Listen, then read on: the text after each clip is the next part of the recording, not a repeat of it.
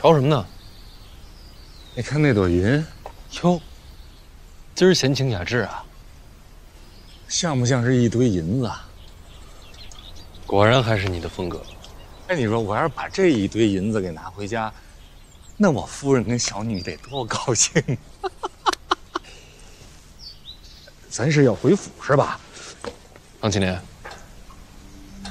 你听说过庄墨涵吗？我知道啊，今天进的城，这全城读书的种子啊，都去参拜了。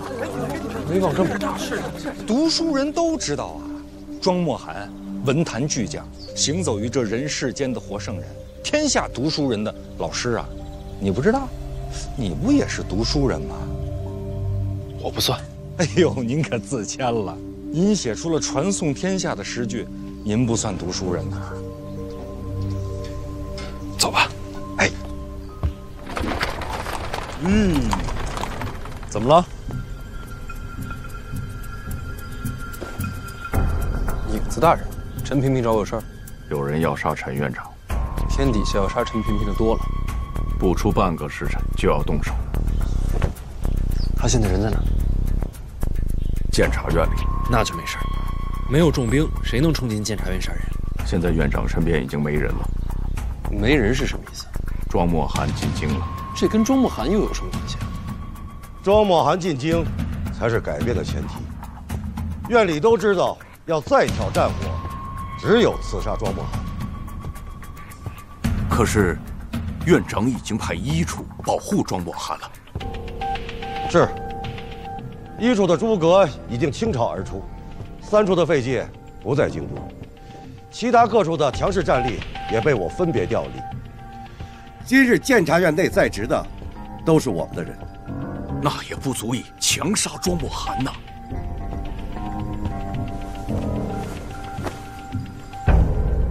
庄墨涵是幌子，我们要杀的是陈萍萍。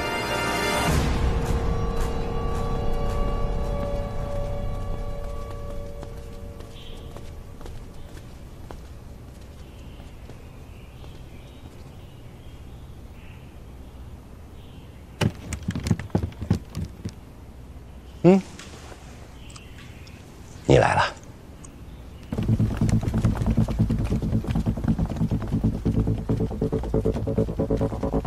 无路可走了，下地牢。你们都清楚，院里真正阻挠我等再起战火的，始终是陈萍萍。他若一死，监察院就会掌控在我等中党手里。到时候激励陛下攻灭北齐，岂不是易如反掌？他也是人，我费尽心机造成今日局面，今天不杀，再没机会。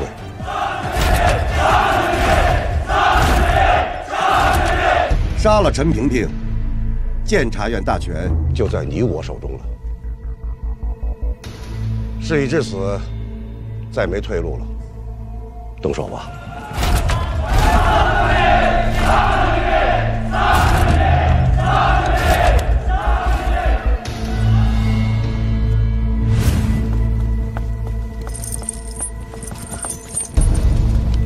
范公子，李李姑娘一会儿聊，正被追杀呢。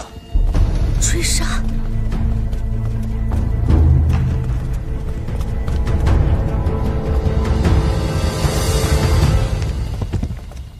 按一下那个。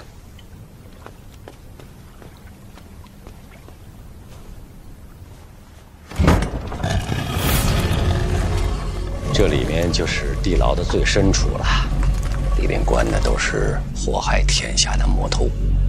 先进去再说。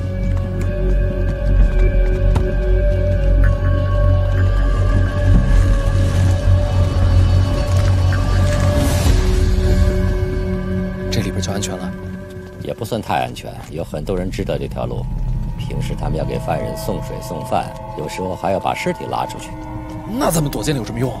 甬道狭窄，可以抵抗。那不早晚还是一死？哎呀，死路！这下糟了，我不能死啊！我未曾与夫人讲过，我私自就死了，那她一定会生气呀。这般境地，你怕的是婆娘生气？死生事小，夫人是否同意事大，你不懂。司礼礼在外边会怎样？他们要杀我，自然不会留活口的。牢房钥匙扣，都自身难保了，还管别人？钥匙。等我一下。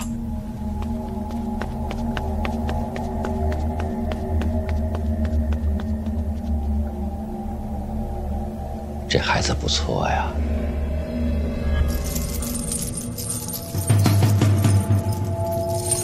什么事？啊，什么事？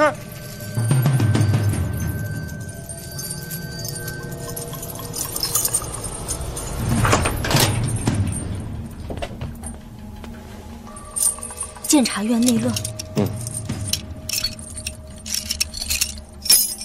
你为什么要救我？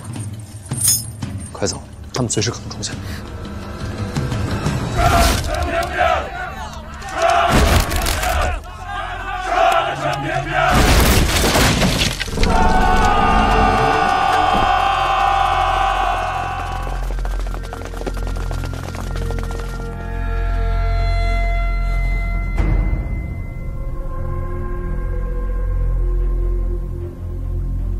你把我带来有什么用？还不是一样要死？我答应过保你性命，就是死你也得死我后头。里边去。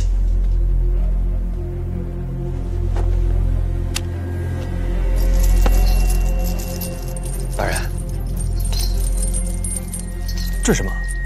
我说过，这里面关的人，祸乱天下的魔头。对，有一个还活着。这么多链子，就为一个人？就为一个人啊！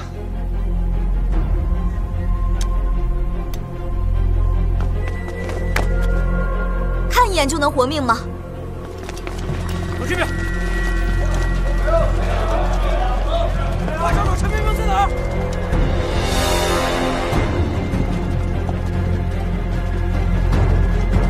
没找到，没有，没找到，没有，没有，没有，没有，在哪儿啊？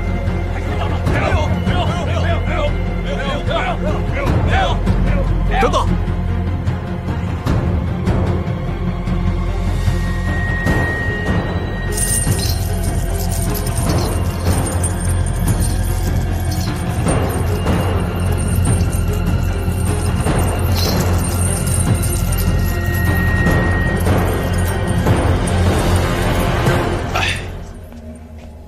人都要死了，还不能满足一下好奇心啊？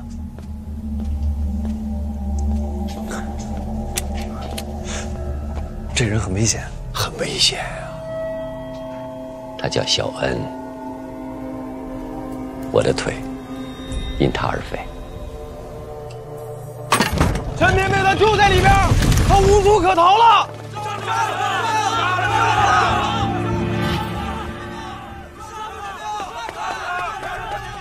暗道的门让他们给打开了。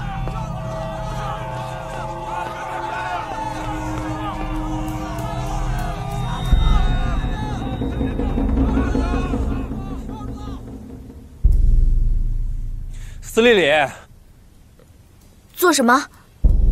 北齐战败了。说这些有什么用？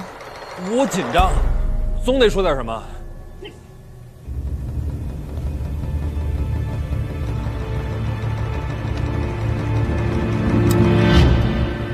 其实还有一个办法能活命，他们要杀的只是陈萍萍。你觉得他们还能放过我们？我们可以先杀了他，用他的人头换你我性命，这是唯一的生路。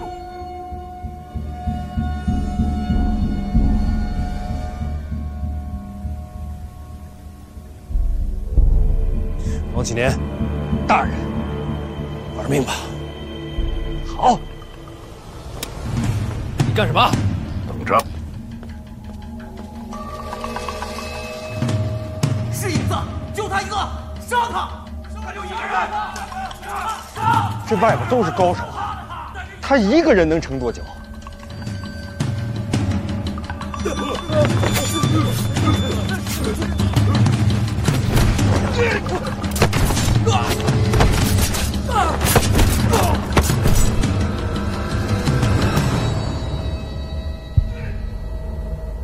厮杀声好像越来越远了。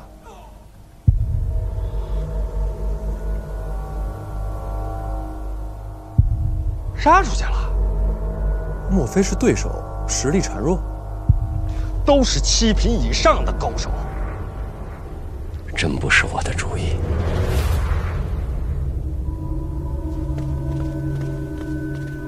你说什么？影子要试探你，不是我的主意。什么意思啊？试探我？那外边那些人都是假的？他们真想杀我。那是有其他高手暗中埋伏？没有任何援兵。那你这话怎么说？影子一人可敌1000骑。我不知道，我就从来没见过影子带人出手。哦，司礼里，刚才影子离开，他们2个暂时不在我身边，我还以为你要挟持我。这可是你逃出升天的最后机会。我知道。怎么犹豫了？我不敢。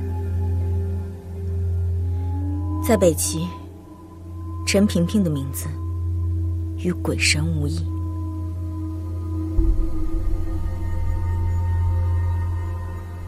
推我出去吧。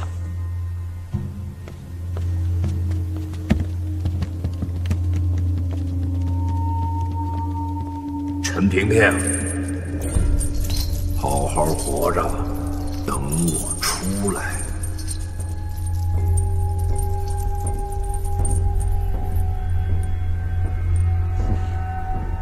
他就怕我死在别人手里，他出不去。走。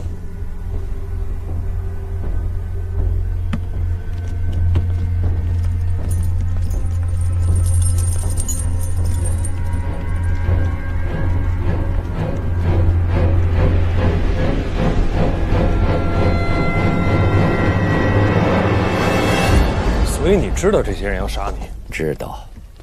你也不阻止。监察院独立于6部之外，位高权重。我虽是院长，但是也防不了全天下呀。总有一些机构想尽办法派人混进来，而且他们个个都会隐藏。这样给他们机会，让他们都跳出来，一次暴露清楚。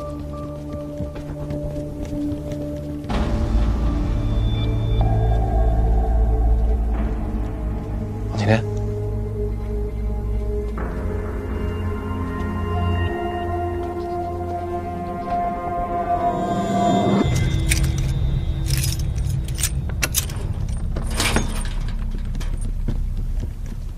拿自己当诱饵，哼，都是聪明人，他们见不到我，怎会上当啊？走到现在，一个活口也没见着。自投罗网便是如此。我觉得在里面更安全。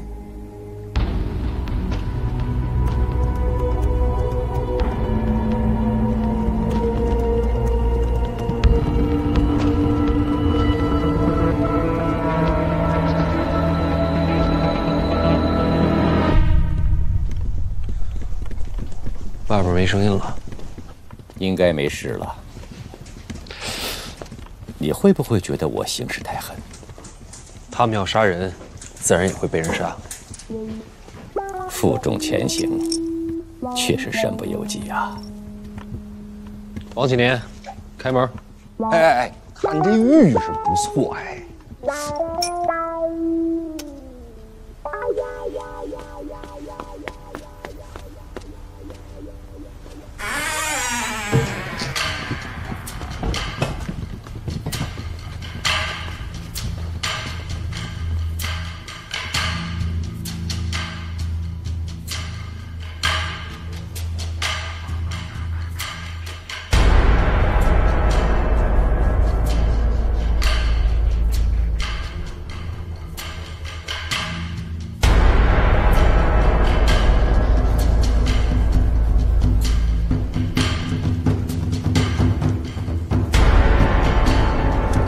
院长，属下一回院里就看到影子在残杀同僚。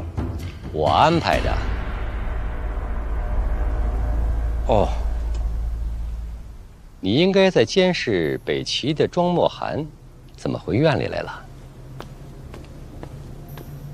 事有蹊跷，庄墨涵不见了。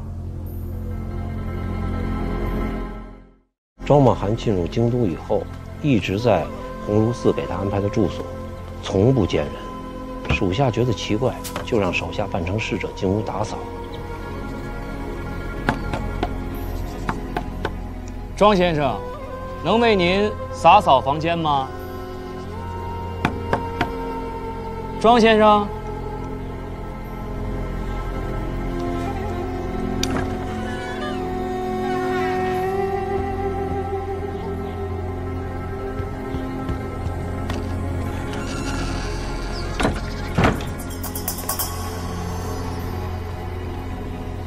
结果发现庄墨涵不在屋内。之前有谁见过他？太学、吏部、礼部、御史台，都有人拜访过他。看来都很仰慕庄墨涵，想当面请教。那他们为什么要偷偷把人接走呢？院长，庄墨涵是文坛巨匠，一言一行都能影响天下的读书人。他就这么消失了，恐怕不是小事啊。把访客名单列出来，叫我看看。是，属下这次回京都，就是想请您下令彻查京都。这事儿就这么办了。正好你回来了，把在京的各主办都招回来吧。我有话说。是。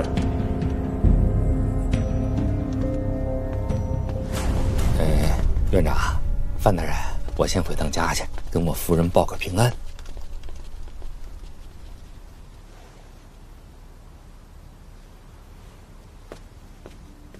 那要没什么事儿，我也走了。那你等等，见见他们。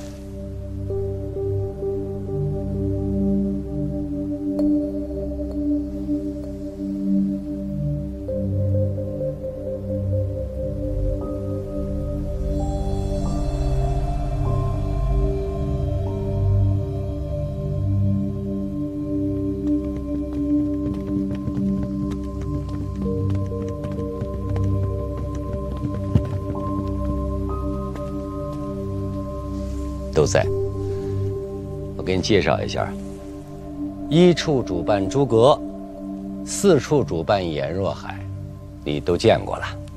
2处主办在边界有失未归，5处主办黑旗，不在京都，6处主办影子，7处主办在江南办事没有回来，8处主办宣九，他负责书籍刊印。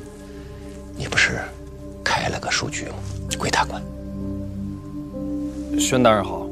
剩下的就是费杰的3处了。费杰不在，暂替他管理事务的，就是躺着的这个。他是死了吗？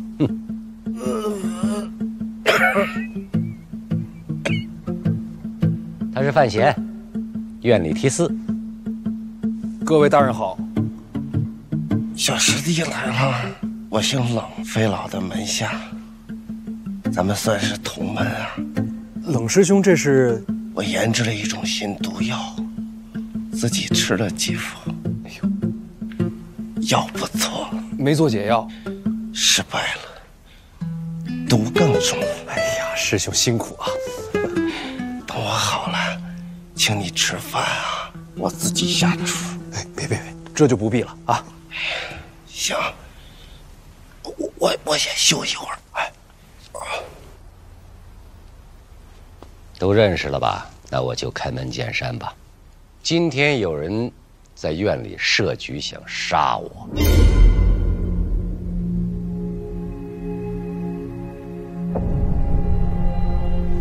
范闲救了我。是影子动的手吧？我看见了。你认错了。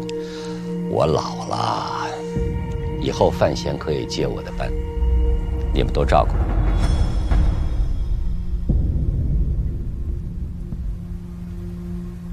范闲才入京都不久，人都没认全呢。人可以慢慢认呐，我现在又不退。院长，监察院乃庆国最重要的地方，不是谁都可以接手的。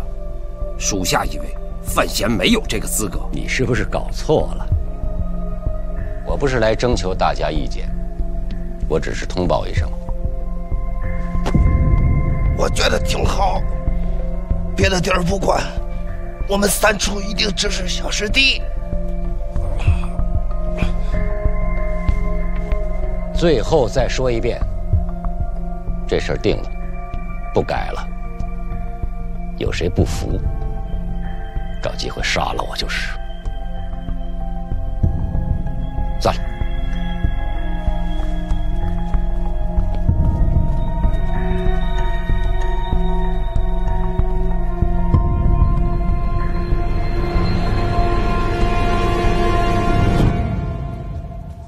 院里这些年风风雨雨，我本来觉着将来是你接替院长。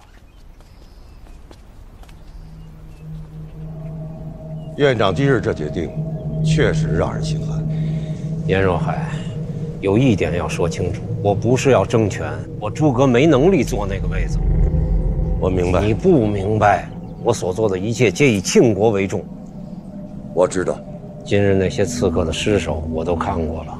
都是胆大包天的。对，其中有好几个人最近和你交往甚密。刚才你怎么不说？严若海，你到底要做什么？我和你一样，一切决定都是为了庆国。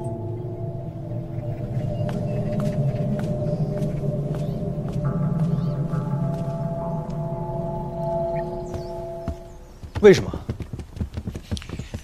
你问的是什么事儿？监察院交到我手上，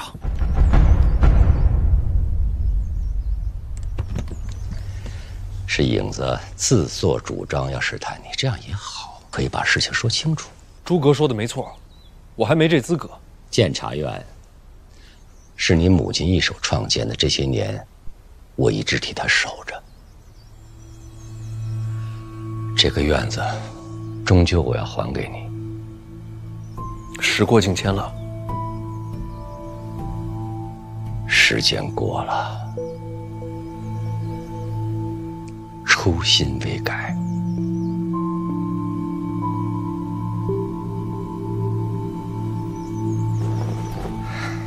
鸿胪寺去过了吧？是个好事。大战后，谈判求和是国之大事，用心做。我明白，你就好好的干。有什么不顺心的就告诉我，有什么人给你出难题了，也告诉我，我来帮你解决。什么事都行。什么事都行，再困难的事情，我来办。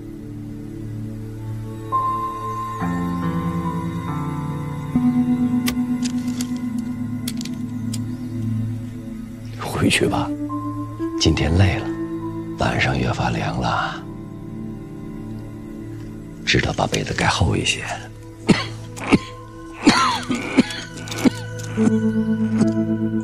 你的咳嗽还没好，年纪大了，病不好好。回头我给你抓些药。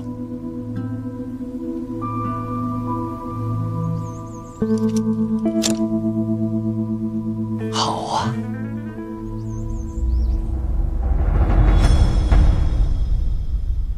天地人和，君子务劳，夜半子时。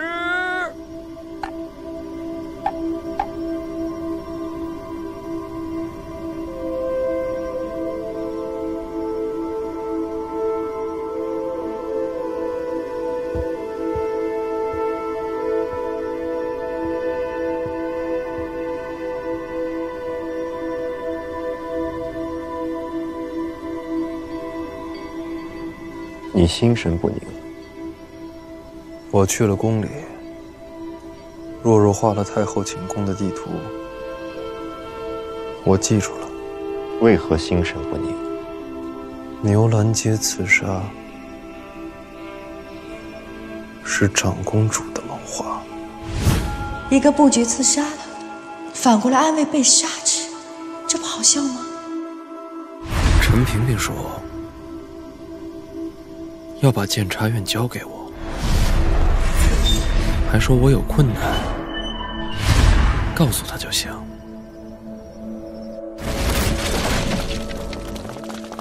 有什么人给你出难题了，也告诉我。我差点把长公主的名字说出来。论杀人，我比他强。要杀长公主吗？毕竟是婉儿的母亲。要杀吗？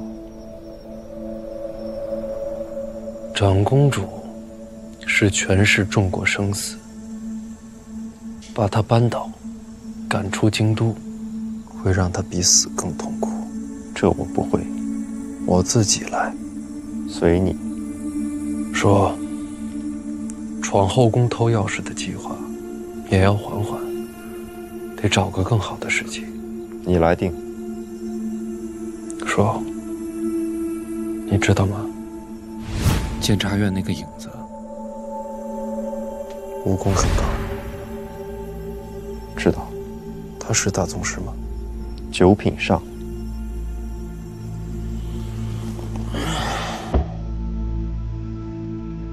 庆国不就那么几个9品上吗？说，你见没见过影子长什么样？没有。叔，你知道吗？我今天去了趟监察院地牢最深处，那下面关了个人，特别恐怖，人身都用铁链锁着。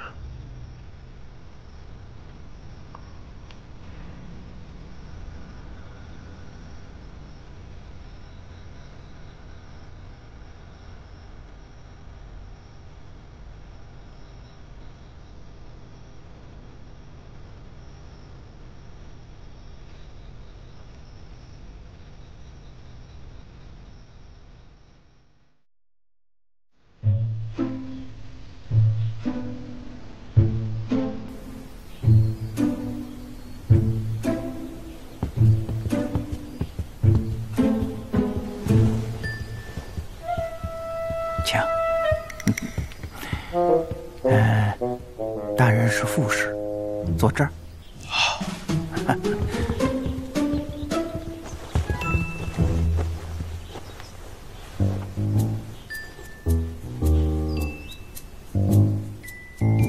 辛大人，我从未与敌国谈判过，有点紧张，不知一会儿该说些什么。别紧张，两国舌战就是谈判啊，最重要的就是要注意言辞，就是说话啊，自当雅量，就是要懂礼貌，要客气啊，这就能彰显出我大国之气量。哎，反正待会儿啊，你什么都甭管了，就听我的吧。哦，好吧。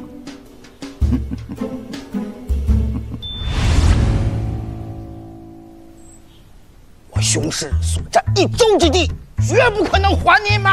那是我国疆土，你国疆土，你国疆土，想要回去，派兵来打呀！要不这么着，我先宣布一下谈判暂停，等两国打完了以后再继续谈，你干不干？你粗鄙！尔等的嘴脸我早就看出来了。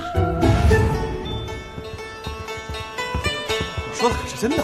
那当然了，听我细细道来。来，张兄，这边请，到我府上详谈。这家酒馆的招待小特别多，我来过。小二啊，哎，来了。小二啊，来，给我换个曲子啊。好嘞。好。范大人，这个午后呢，咱们还得接着谈啊，所以呢就不饮酒了。哎，这曲子对了，最适合我等读书人。辛大人，刚才谈判是否过于张扬了些？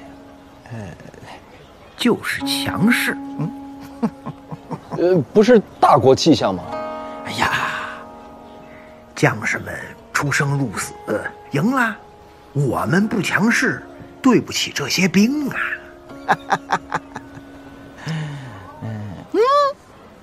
好茶，其香又远兮，扶摇登霄，其味空静兮，潜藏于鞘。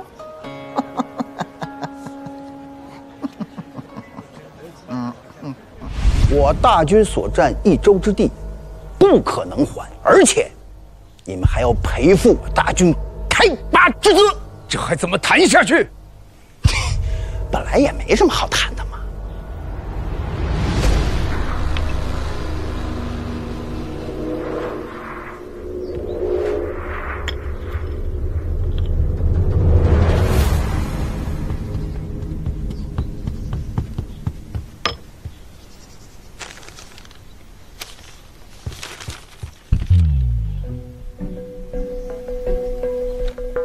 辛大人，此次谈判，我方条件绝不会让步。你是突然疯了吗？这张纸条上有个新消息，我方的条件都写在上面，诸位可以先看看，咱们明天再谈。你也查查消息的真伪。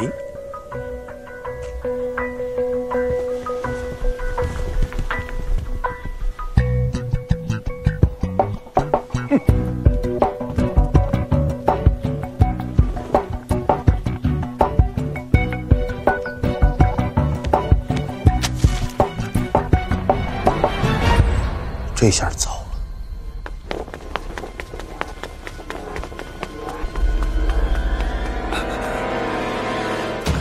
这是北齐刚送来的密折。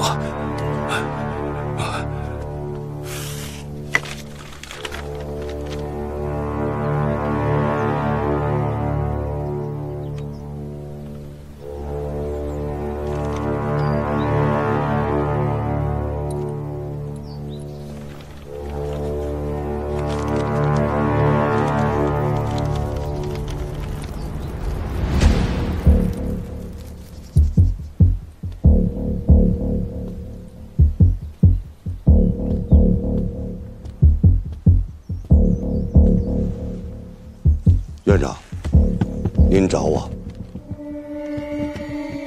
有件事你必须要知道，冰云被抓了，北齐锦衣卫干的，沈仲亲自抓的人。人还活着吗？活着。北齐要当他做谈判的筹码，他们要什么？首先要拿回这一州之地，其次要归还战俘，还要给他们北齐死去的兵丁发放抚恤。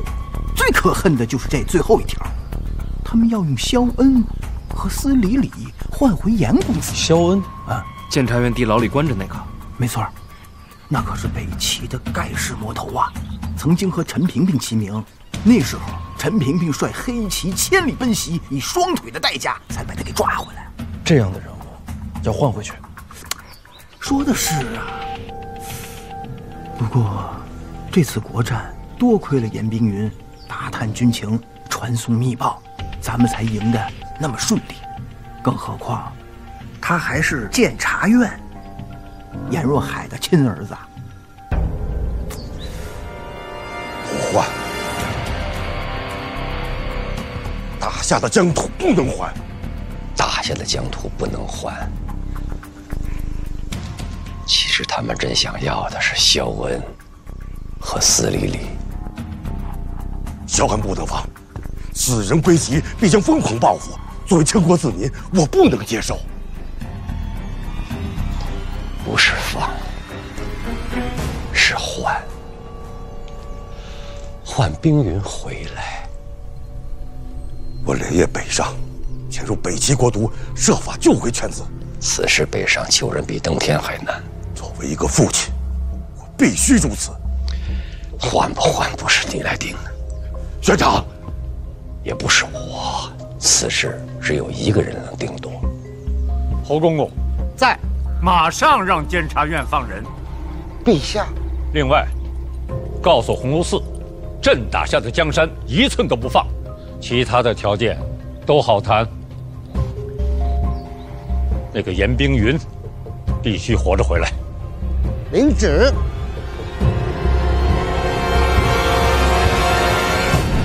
陛下就这意思。萧恩不能放啊！严大人，陛下有口谕。陛下知道萧恩是怎样的人，监察院能抓他一次，就能抓他第二次。严冰云忍辱负重，潜藏在北齐国都，呕心沥血。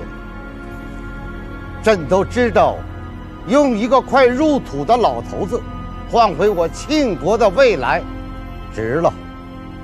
严大人，还有你们，陛下还说了，要严公子活着回家。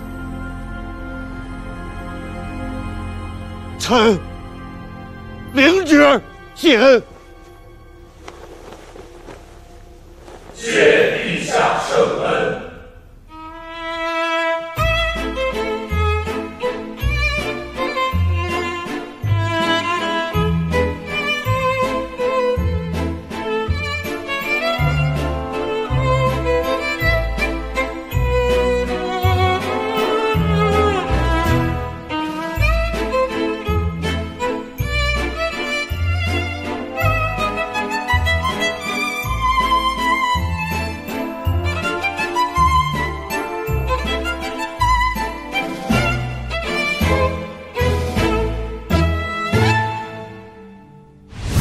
范闲，把提词腰牌给我。给我。范闲，我们会再见的。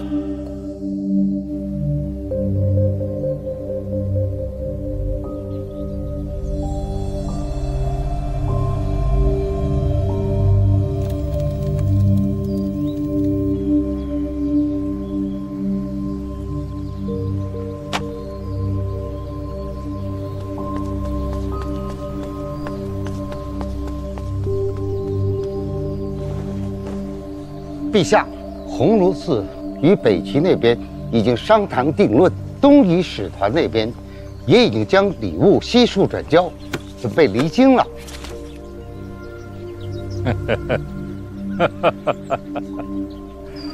虽有波折，鸿胪寺办事还算周密。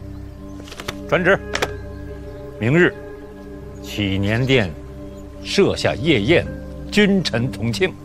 是。但慢着，让北齐和东夷使团陪坐。快去！奴才明白，定会办好。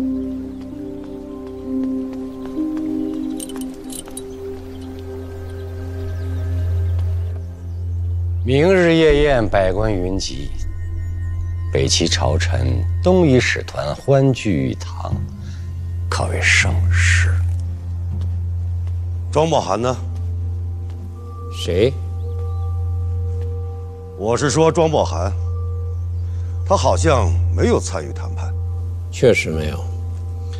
进京都以后消失了一次，之后就一直在屋内静坐看书，再无其他举动。那就古怪了。一代文坛宗师千里迢迢来了京都，结果什么事儿都没做，就为明日吃顿宴席。明日夜宴要想发生什么，转瞬之间天下皆知。院长的意思是说，庄默涵明日夜宴会有所举动。若有企图，必在明夜。那我们当如何？什么都不用做，瞧着就行。那岂不失了先手？也没其他法子。不知庄默涵意欲何为，自然无法防范。还有一事，北齐那边送来消息，犬子被擒，或是因身份被人透露。北齐密探里有人告密，不是北齐那边。你的意思是说京都？是京都有人把他卖了。冰云潜伏北齐，此乃绝密，除了陛下以外，只有我们监察院的人知道。难不成是院里有人卖国？为什么不能？院长，属下以为当立即彻查此事。不必了，这是心腹大患呐！此事到此结束，不必再提。是。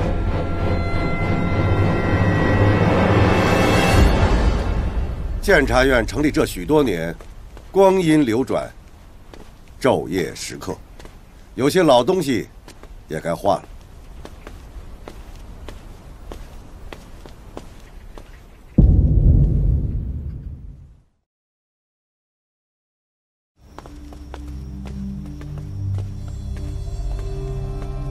爹，找我。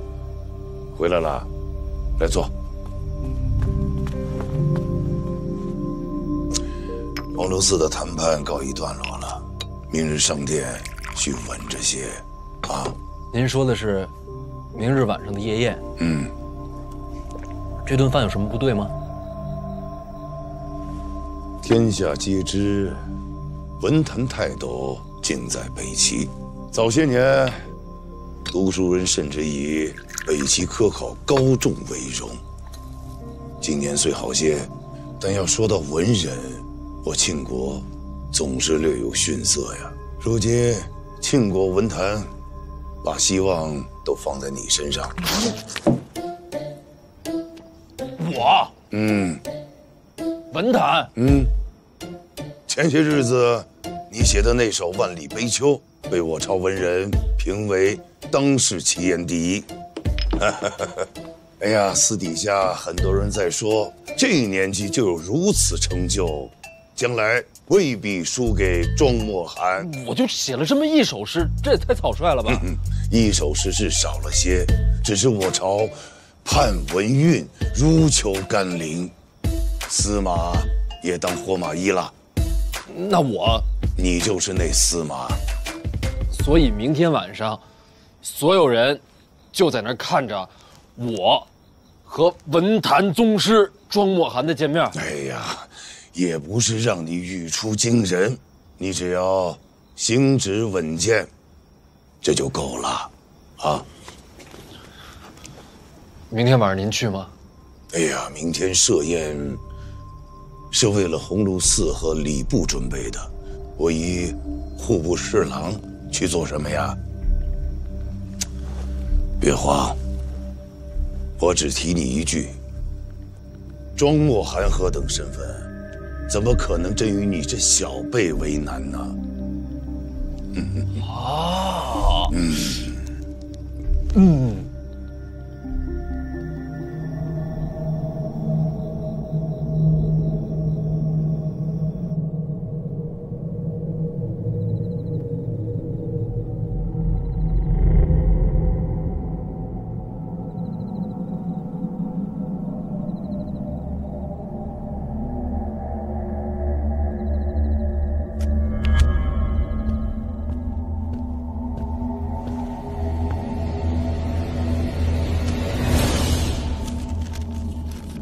明日夜宴，范闲议制，烦请庄先生为此子声明。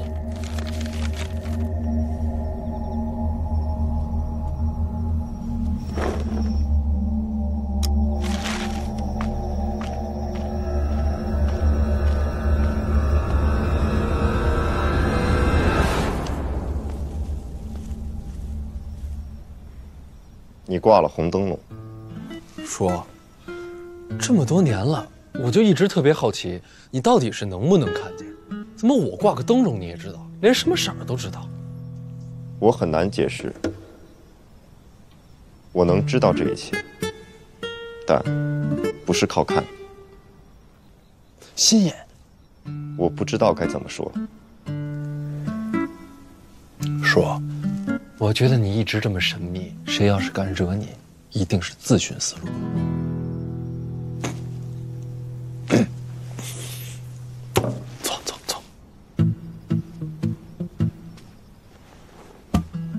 咱们话归正题。明日夜间，皇室在启年殿设宴。启年殿，跟王启年有什么关系？跟谁？王启年。说，我觉得你不只是神秘，怎么最近思维也这么跳跃了？思维，我觉得祈年殿跟王启年没什么关系。好吧，说正事儿啊。明日宴席主要是为了庆祝北齐一役尘埃落定，也算是件盛事。哦，你就不问问我为什么要找你过来？我不问，你就不说吗？你说的好有道理啊。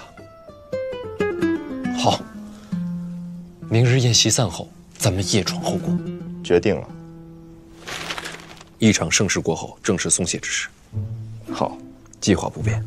我引开洪慈祥，你入太后寝宫，找到钥匙。还有最后一个问题，我不知道太后会把钥匙放在哪儿，所以藩长需要花些时间。他枕头下床板处有一处暗格，紧要东西都在里面。你怎么知道？小姐当年翻过。老娘为什么要翻太后的暗格啊？老太太寡居多年，看上去一本正经，不知道私底下会不会藏些情书。这是小姐当年原话。他就为了看点八卦，就去翻当朝太后的家底。虽然我不知道八卦是什么意思，但你说的没错。没人发现吗？是我替他把的风。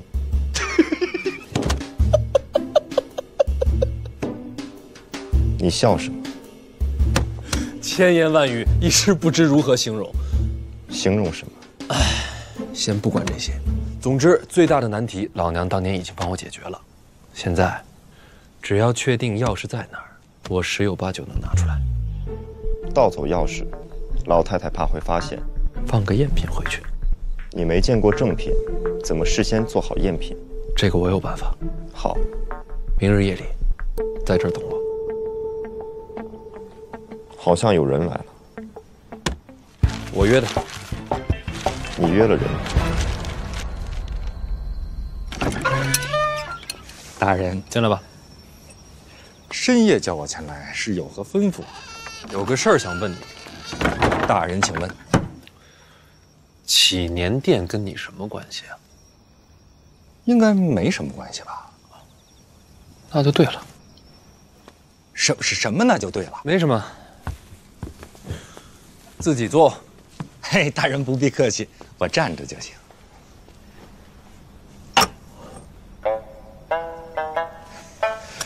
大人，我听说您在鸿胪寺威震北齐使团，为庆国立下了丰功伟业。明日我会参加夜宴，大人英姿勃发，败将入相，指日可待。这银子是给我的。是，谢大人。哎呀，大人，您下回再赏我呀，您赏我银票，银票好藏些。然后我要夜闯后宫。大人，您说什么？我说我要夜闯后宫，然后潜进太后的寝宫，偷一把钥匙出来。当然了，为了避免老太太发现，还要连夜做一把赝品放回去，大概就这么个计划。您这是开玩笑呢？没有啊，您当真要做此事？是啊，这可是灭门的罪过。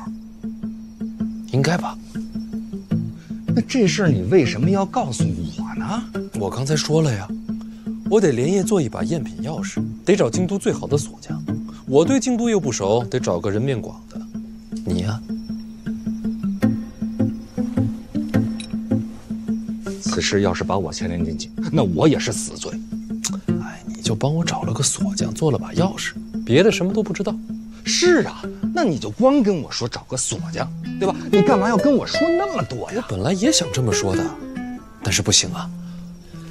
明天，你得在皇宫外边等我。大人，你就不怕我告发你？你就这么信任我，把你的身家性命都交到我手上？我当然信任你了。你是个聪明人，你应该知道，帮我只是冒点小险，害我才是死路一条。此话怎讲？你也知道陈萍萍怎么对我。院长待你如子侄，所以呀，如果是我告发你，害你性命，那院长他一定把我给千刀万剐了。我就说你是个聪明人吧。那你干嘛不让大人帮你这个忙？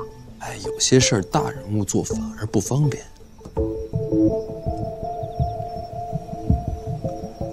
我还能说什么？随便你啊。我认识个好锁匠。好，让他明天晚上等我。好。从今往后，你每月俸禄再加10两。这可是抄家灭门的买卖，你就加10两，你不觉得他有点少？不要，要。下回给银票。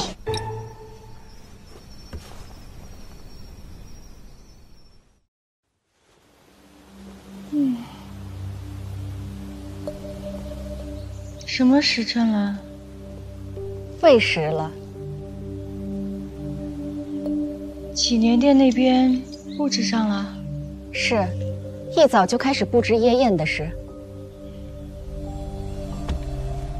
给我安排个位子。只是为鸿胪寺和礼部办的，并不是什么大事。安排吧。是。啊，都等不及了。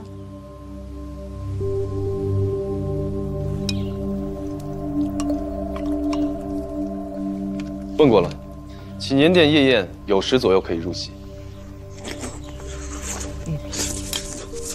殿下，您如此这般吃喝，宴席上又怎能吃得下去啊？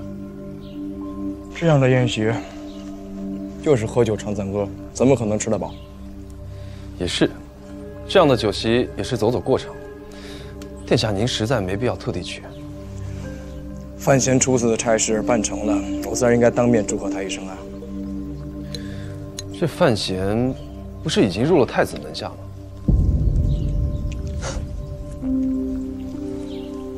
谁跟你说的？不然太子怎么会让他去和北齐使团谈判？范闲这样的人物，太子收服不了的。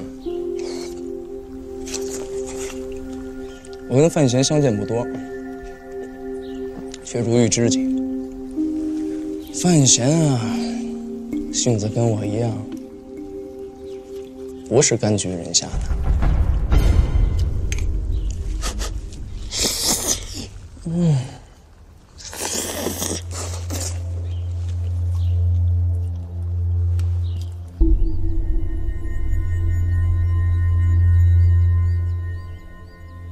殿下立于此处多久了？也有半个时辰了。殿下怕衣服上了褶皱。什么时辰了？回殿下，已经有时了。摆驾祈年殿。是。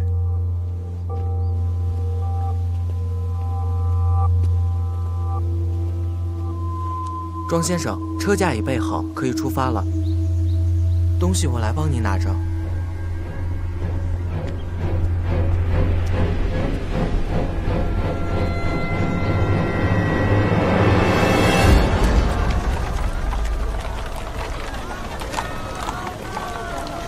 大人，锁匠那边说好了。好，喝酒去。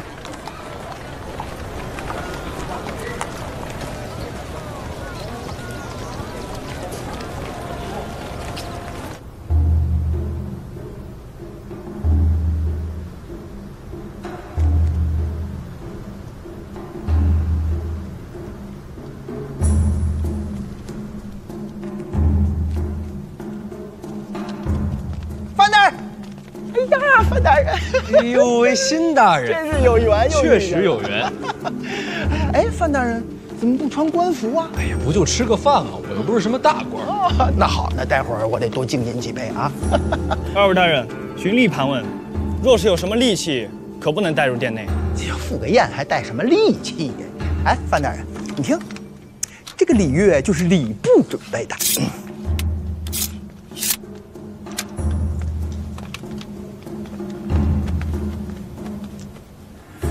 针算吗？钢针这么长？哦，不行的。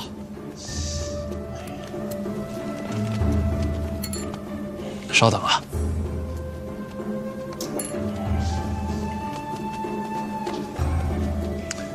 现在没了。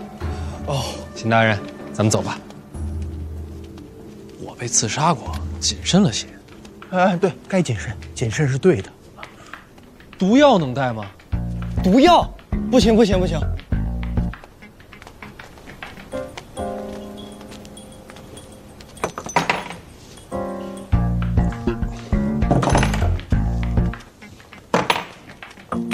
范闲，哎，殿下，这是哪一出啊？哎，别碰，我自个儿调的毒药，宴席里不让带。真不愧是飞阶的徒弟，毒得死人吗？那当然。给我一包。不成。为什么？回头陛下跟太子那边出了事儿，我这没法交代。也是。那算了。哎，范闲，这次你立功不小，前景无量，恭喜！多谢殿下。平时多走动，朝堂里我也能帮你一些。客气。参见二皇子。你是鸿胪寺的那个王辛啊，辛其武。辛其武。我记得你是太子门下的。都是朝臣，都是朝臣。以后在太子那儿待的不好了，就到我门下。啊，应该是没有。这下确实没有了。哎，别乱碰啊！这里边好几个，我自个儿都不会解。辛大人，哎，想什么呢？你说这宴席二皇子干嘛来了？那自然是为了拉拢像辛大人这样的盖世奇才啊！范大人又拿辛某说笑。那二皇子明明是拉拢您，他怎么会拉拢我呢？啊！太子殿下，太子明鉴，啊，辛其武对太子绝对是忠心耿耿，绝对不会改换门庭的。太子殿下，我作证，刚才二皇子确实有所拉拢，但是辛大人是忠贞不二，确实没答应啊。对。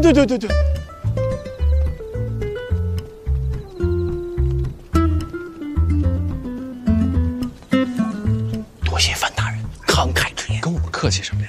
放心，殿下没那么小气啊。是。哎，不对呀，范大人，刚才二皇子说那话明明是拉拢你呀，那怎么现在反倒是让您帮我撇清关系啊？都一样，可不一样啊，大人。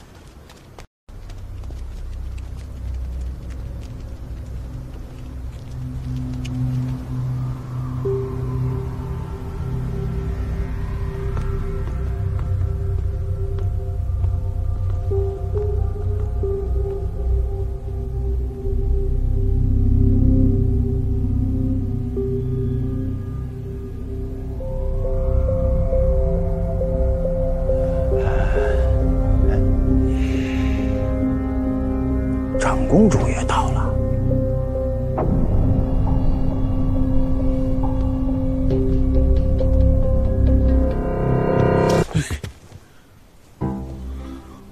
你这贼子可还有脸再见我吗？啊，你哪位啊？岂有此理！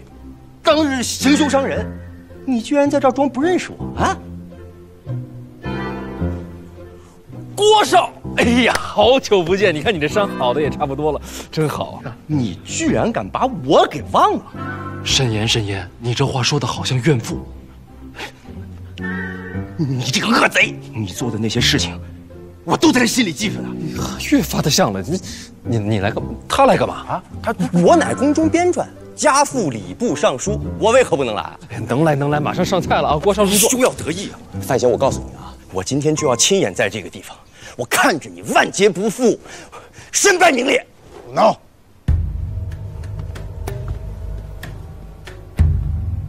父亲，这是什么场合啊？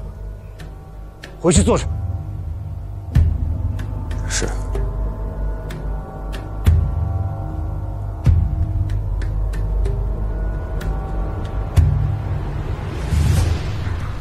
犬子无状，还请小范大人海涵。你又是哪位啊？这位就是礼部尚书郭攸之郭大人。哦，原来是尚书大人。大人放心，令郎顽皮可爱，我完全没有生气啊。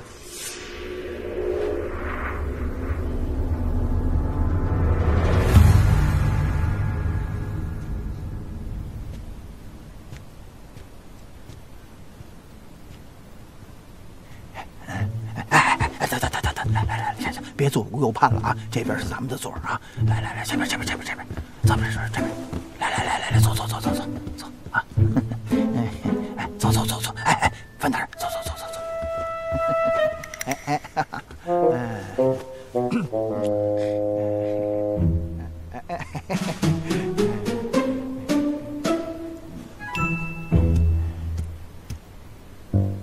范大人，郭宝坤也是太子门下，我看二位还是和解了吧。我倒是没事，你看他一眼。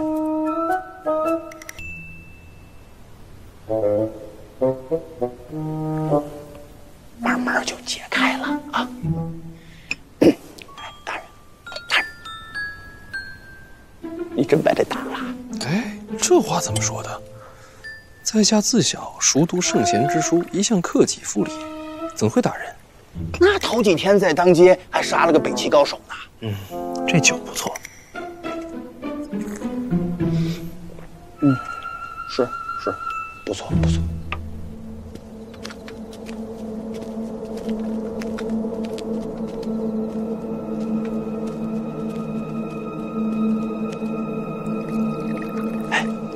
老谢啊，那儿还空着2个位子，给谁的？估计是给东夷城和北齐2位大将准备的。北齐来了个文宗庄莫涵，东夷城来了谁？这个东夷城，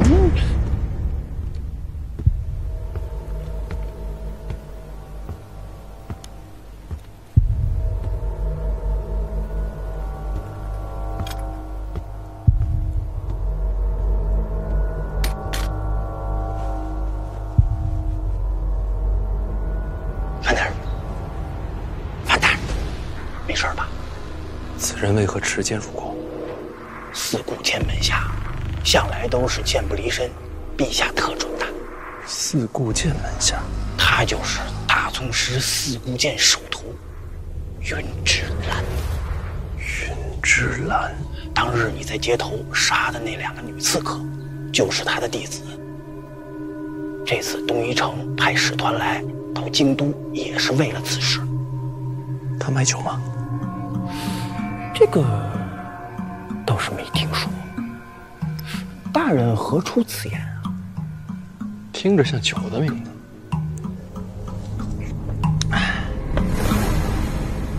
像吗？范大人，长公主唤你过去，有话交代。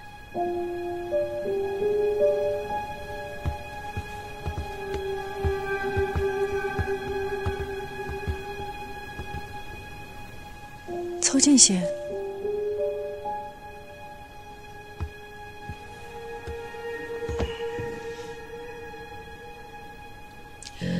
这几日，我一直在等你来杀我，怎么也没个动静。殿下莫急，随时给您个动静。你若发誓效忠于我，我可将婉儿嫁与你，内库财权也给你，还有更多你想要的。那我要是想要你滚出京都呢？伟大的愿望，一定要试试看。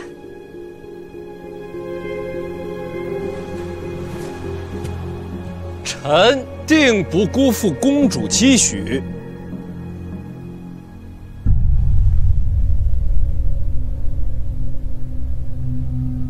嘿，范闲跟姑姑倒是相聊甚欢，不知道在聊什么。这与我何干呀？太子是想收范闲于门下吧？不如咱们打个赌，看范闲到最后会投靠谁？赌什么？拿命吧！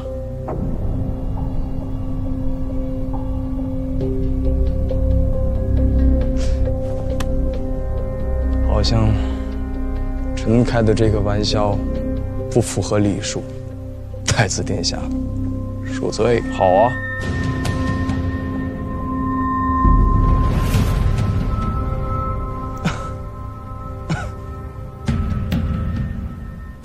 庄莫涵到了，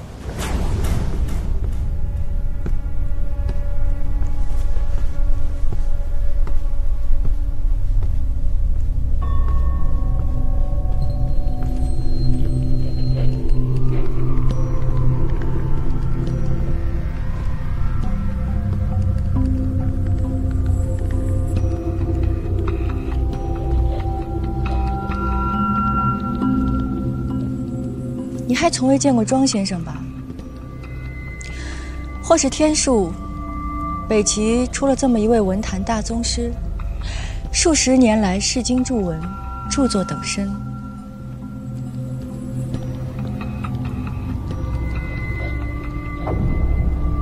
从某种角度讲，他比帝王还要强大。文道传承，在于一身。老爷子也不嫌沉。若是让读书人听到，定会骂你不尊圣贤。我怎么会承认这话是我说的？我听说有人将希望托付在你身上，期盼你终能成就文坛大家的身份。公主想必不会这么期望。好了，庄先生到了，宴席也该开始了，你也归坐吧。臣告退。机会我给你了，是你自己不要的。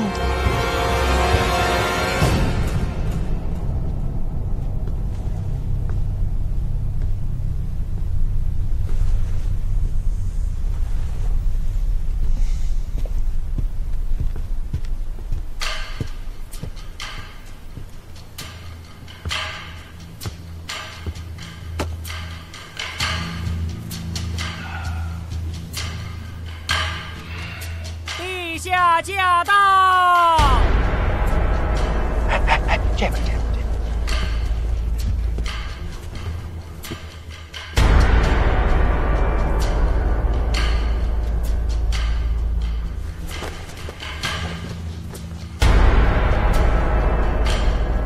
吾皇万岁！万岁！万岁！đứng身吧。谢陛下。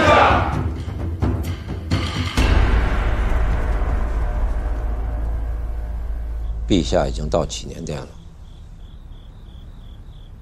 今日论职的宫女太监禁卫都查过了吗？都查过了，都是家世清白，没有可疑之人。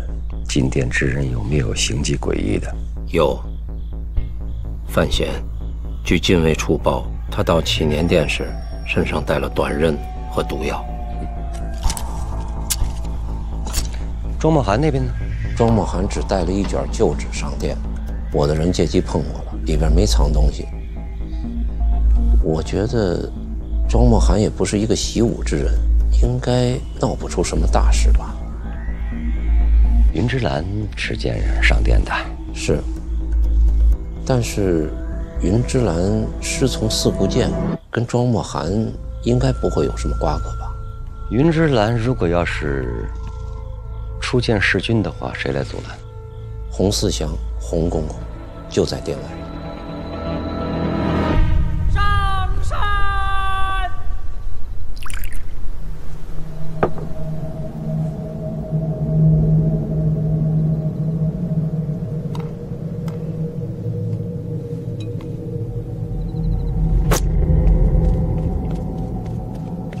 洪公公，是只夜枭。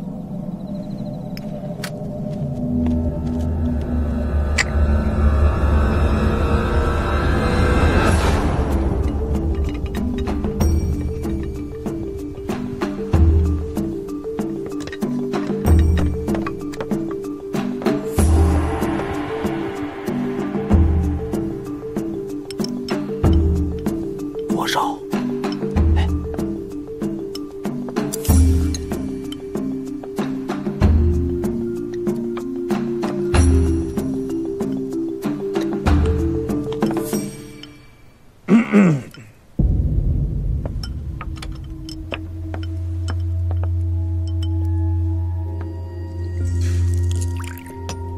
范协律，范大人叫你呢，叫我啊，叫我什么呀？你是太常寺协律郎，这是官名儿。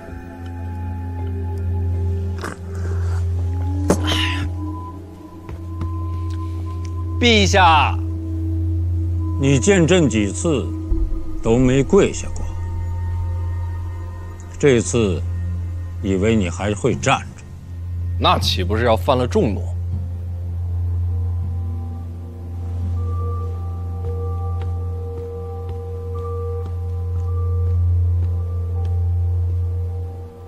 看你的眼神里恍恍惚惚，你还挺贪杯是吧？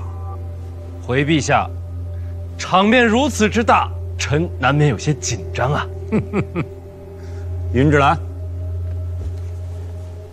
你的那2个徒弟，就是他杀的。我知道。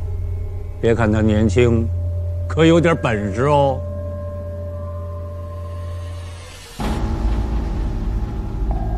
杀我才算本事。四顾剑的徒弟，就是有点傲气。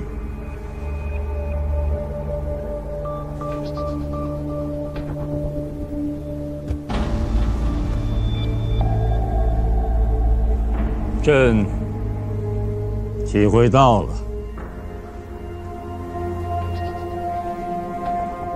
范闲，鸿胪寺传来折子，说你这次差事办得不错，大战由你而起，也由你而终。朕不想当众赞扬你什么，来，陪朕喝上一杯。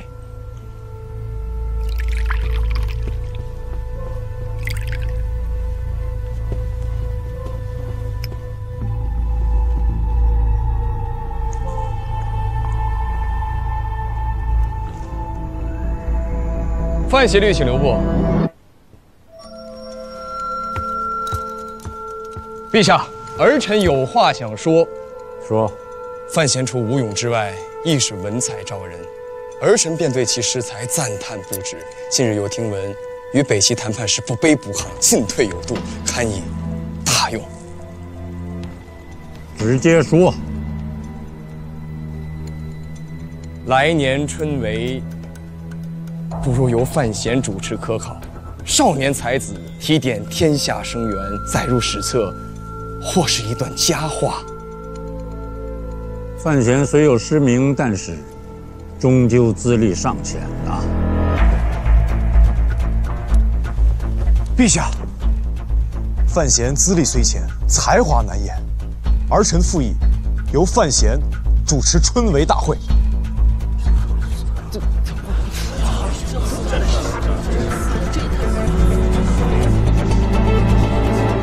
离春闱还有些日子，到时候再定吧。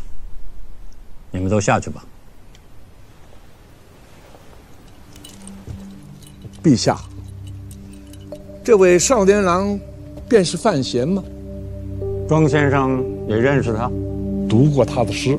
此人虽然年少，倒有些诗才，庄先生要多多提携后进哦。老夫本是齐国之臣，庆国政事本不必多言。可这春闱考比，乃是天下读书人立身之根本。选择主事之人，当谨慎为上。庄先生说的极是，春闱的事儿，确实应该慎之又慎。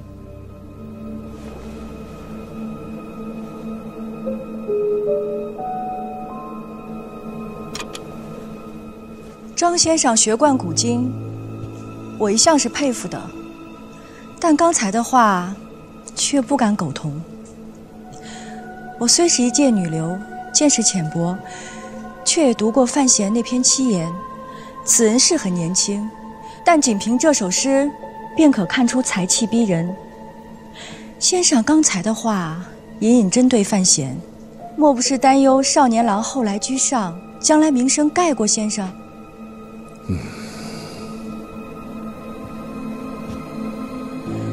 在座诸位都是古公之臣，名学大家，自然不喜口舌之争。本宫不识礼数，却愿意为我庆国才子说句公道话。是说那首七言诗吗？正是。敢问先生，有哪首诗能胜过范闲这篇七言的？林睿，殿前休得无礼。庄先生海纳百川，对此等言语不必在意。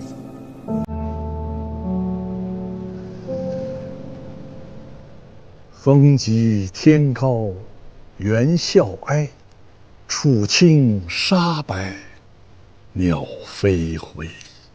无边落木萧萧下，不尽长江滚滚来。万里悲秋常作客，百年多病独登台。艰难苦恨繁霜鬓，潦倒新停浊酒杯。真是一首好诗，我写了一生的诗，就没有一首能与之相提并论的。这么说，庄先生是甘拜下风了？这诗的前4句是极好的，可世人都说，这诗中最精华的是后面4句，后4句自然是绝句。唉，可惜呀，那不是范先生所写。这诗是范闲抄袭的？是。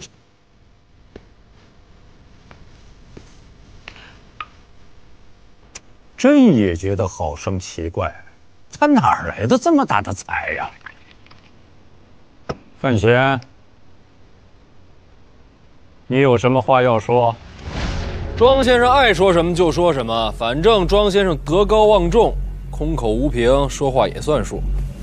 陛下，儿臣可以作证，范闲这首诗是在靖王府诗会所作，当时宫中编撰郭宝坤也在场，可为人证。郭宝坤在吗？臣在。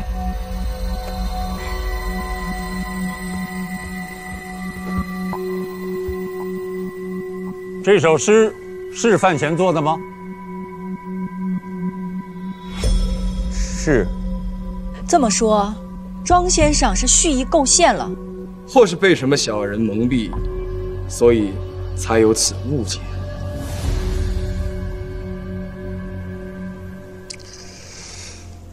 说来也凑巧啊，这首诗的后4句，乃是家师当年由于停舟所作。本来这样的佳句重现天下是件好事情，但范公子却以他人诗作邀名，这不太妥当吧？文人立世，德重于才。这首诗的前4句，范先生文采斐然，自有过人之处，那又何必去贪名求进，要以他人之作邀取声名呢？我再三的犹豫了，是否将此事说破？可仔细的想想，要说出真相，却也是帮了范先生迷途知返。所谓不破不立，重新立德养心。范公子啊，这也是老夫一片爱才之心，并无恶意，望范公子自省。范闲，有话可说。庄先生，令师可是姓杜啊？家师不姓杜。那就没事了。庄先生素有尊师重道之名，想来不会以老师之名胡乱攀扯。但人心难测，眼看后学晚生，声名鹊起，心怀不甘，胡乱编造，毁人前程，也未可知啊。长公主，你这是怀疑老夫道师之名，构陷后晋？不敢，只是我庆国与北齐不同，注释首重律法。先生若要指人以罪，空口白话，却不足以为凭。长公主说的有道理。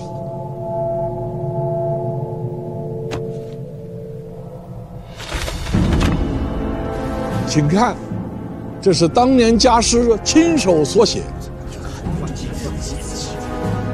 这算不算得上是评剧啊？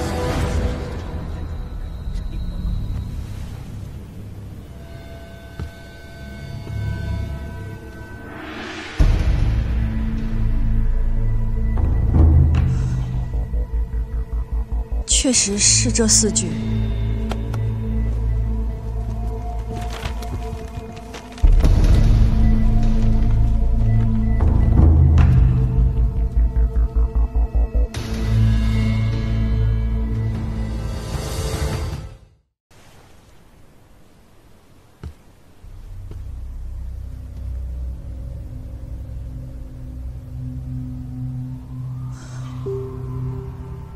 确实是这4句。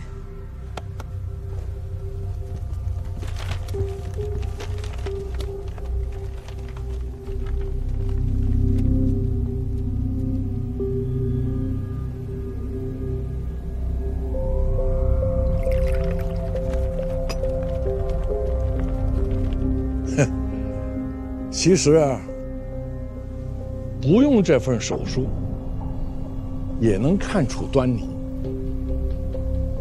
这首诗的后4句，其中之意苍凉潦倒。要不是经历过人生的大起大落，怎么能写出这样的意境呢？可范先生，你年少风光，怎么也有如此悲凉的心境呢？少年强说愁，过犹不及。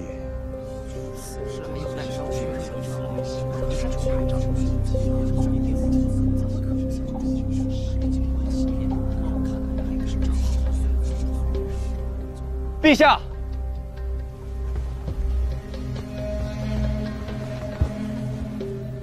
陛下，范闲欺世盗名，无耻之尤，如此这般行径，真是将我朝文人的颜面都丢尽了。恳请陛下，将这文贼革去功名，逐出京都，今生永不录用。郭少，既然我丢尽了庆国的脸面，为何你如此欢喜雀跃？胡说！我这是愤慨，我这是不耻与你为伍。庄先生要在殿上辨真相，郭少何时知情呢？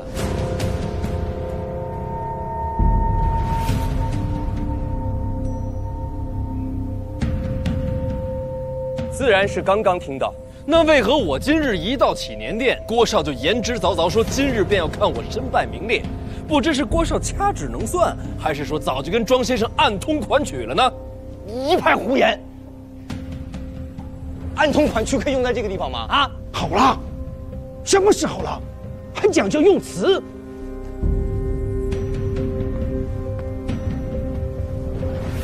陛下，犬子与范闲素来不睦，二人争执，倒也无碍大局。如今关键在范闲这首诗里，既是抄袭他人诗句，则理当重罚，否则难以平息天下悠悠众口。还是尚书大人厉害，一句话说在痛处。秉公直言吧。庄先生，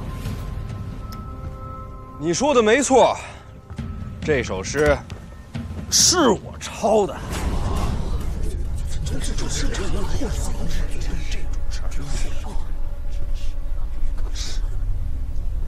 范先生，知过而直言，是谓勇也。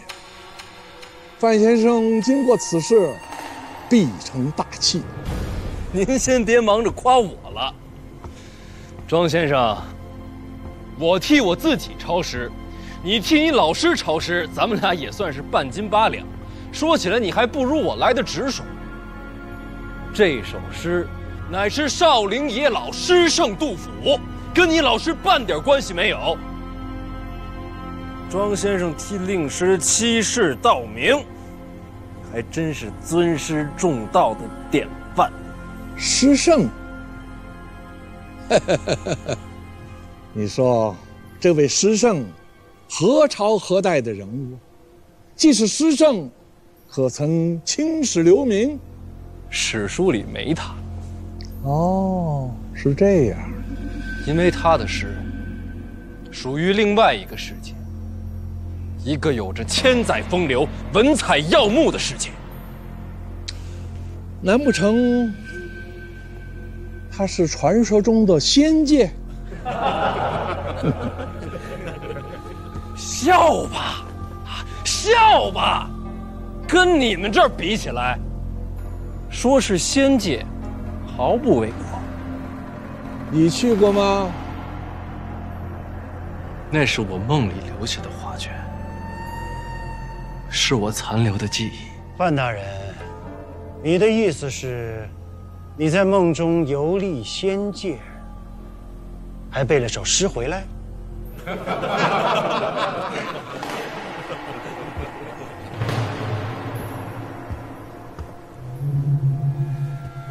陛下，范闲所言过于离奇荒谬，如此狡辩，实属欺君，请陛下圣裁。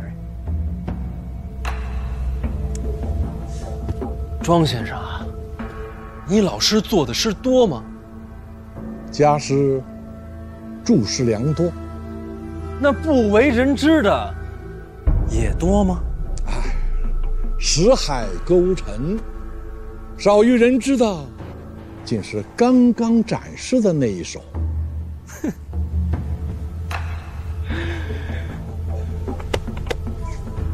谁说我梦里只背了一首？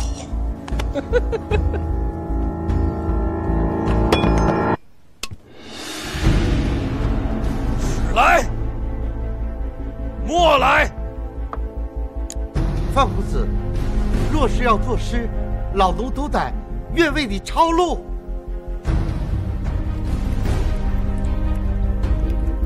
范大人是想临时再做2、3首诗，证明都是从仙界看回来的。你不知道，那段记忆就如同刀刻斧凿一般刻在我的脑中。我看过的每一个字，读过的每一本书，都记得丝毫不差，历历在目。你知道你在说什么吗？哼，怕是气急败坏，已然开始胡言乱语。哼。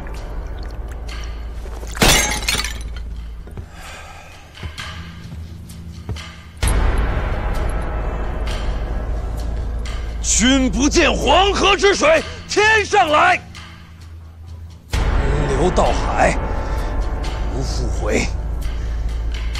君不见高堂明镜悲白发，朝如青丝暮成雪。人生得意须尽欢，莫使金樽空对月。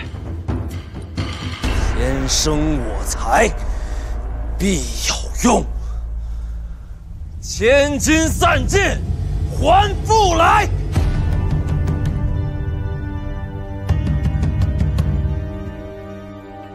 春花秋月何时了？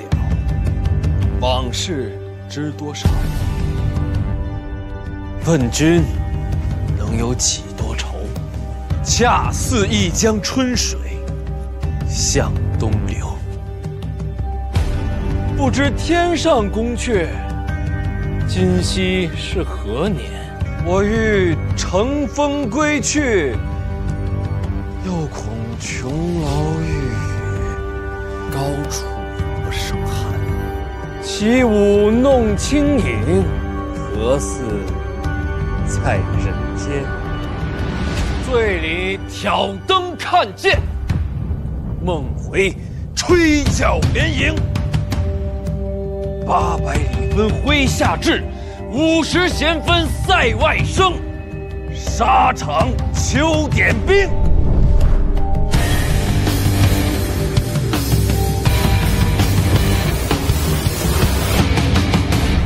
在天愿为比翼鸟，在地愿为连理枝。莫愁前路无知己，小乔天下谁人不识君？三春月照小楼昨夜飞半，双旗万古墙角数枝梅，月明中哎，最美者要事权贵，国破山河在，城春抽刀断身，赶时花溅泪，地恨你。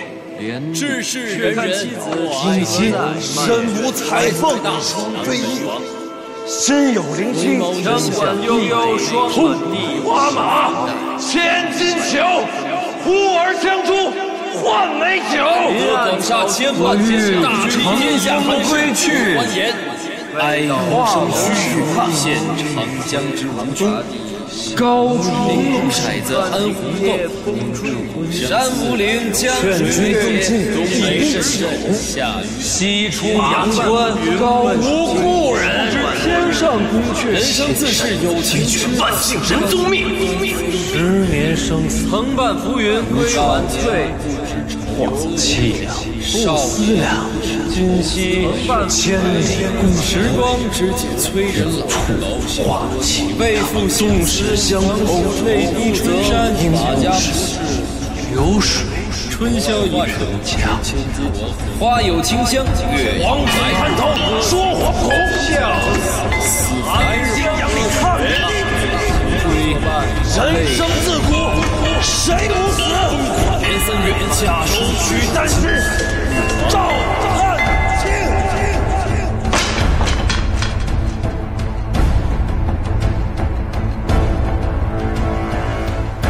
前不见古人，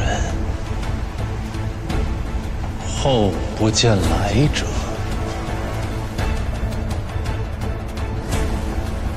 念天地之悠悠，徒怆然而涕下。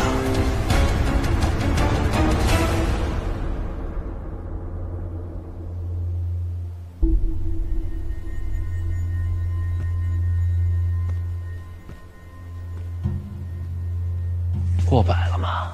哎呦，范公子早就过百了。那就这样吧。这世上哪有什么仙境啊？哼！若没有仙界，这些诗句又是从哪儿来的？那肯定是他自己写的。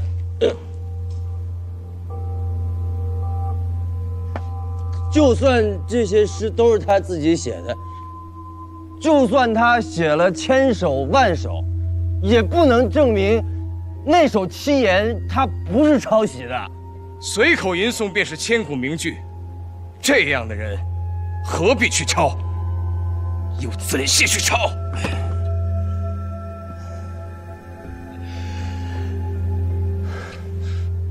著经释文，我不如你；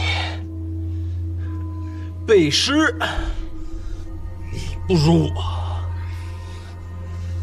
做文坛大家，我不行；做人，你不行。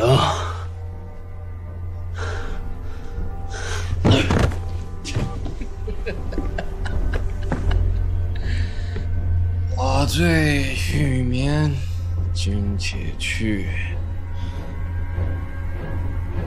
去你妈的！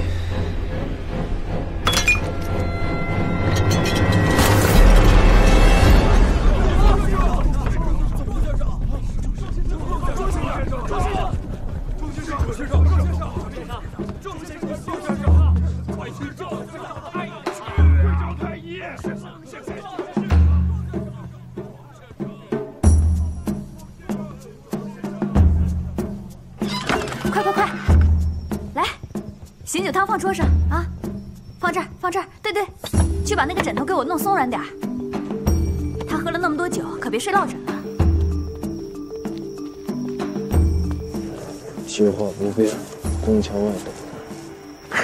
我你今儿都醉成这样，咱改天吧。来了来了，小哥这个盖上了。哎，来了，快快快，扶床上，扶床上，小心小心啊！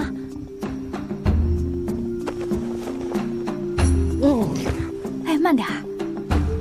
哎，给盖上，快快快，小心，盖上。有劳你了，早点回去休息吧。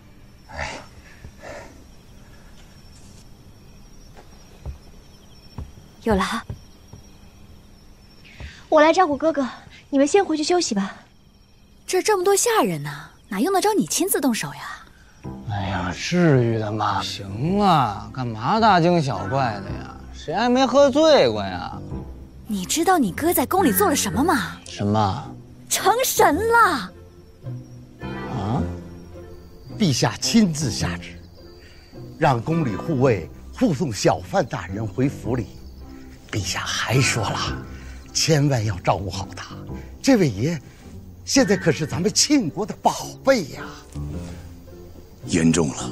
哎，可没说中啊，范大人，你是不知道啊。小范公子今夜醉酒成诗，真是把店里人听傻了，看傻了。好些人私下里说，这可真是诗仙下凡呐！哎呀，你看看你哥范闲啊，人家多有出息，你呀你就知道睡觉啊！你跟你哥学学啊！他不是也睡着呢吗？让他们出去。你跟他能一样吗？还睡？天色不早了，你们先回去休息吧，我照顾哥哥。还休息什么呀？这都成神了，得好好照顾着，煮点夜宵，万一一会儿醒了想吃呢，快去！哎，赶紧的！行了，都走，哥哥要休息了。哦，快走快走，下去，让他好好休息，轻点轻点啊！哎呀，该走了，让你哥好好休息，快走。走就该走。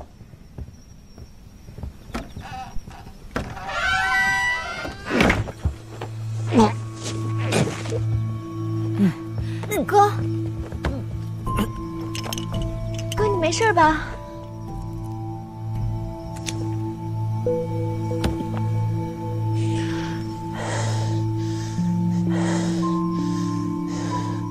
没事。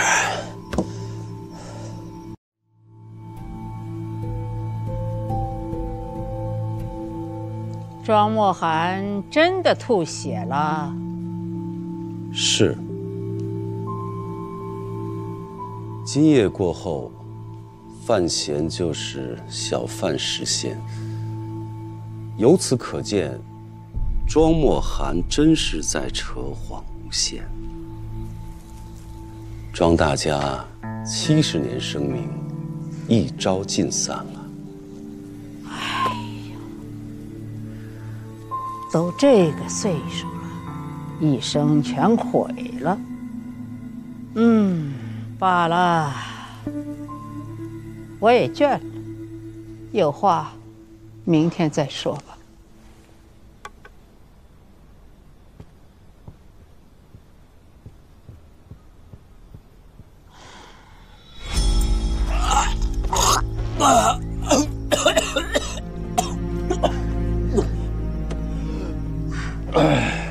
不是吃药了吗？吃药就是为了吐出来。若若，朝中有人跟庄墨涵串通一气，今天是早就准备好的。是谁？长公主郭有芷。长公主？长公主在殿前不是一直为你说话吗？你那么聪明，连这都看不出来吗？这个女人好阴险。今天晚上我要进宫。哥，你都这样了。就是这样才没人怀疑是我。若若，你替我守住这房间，别让别人进来。我知道，只要我不死，绝不让人进门。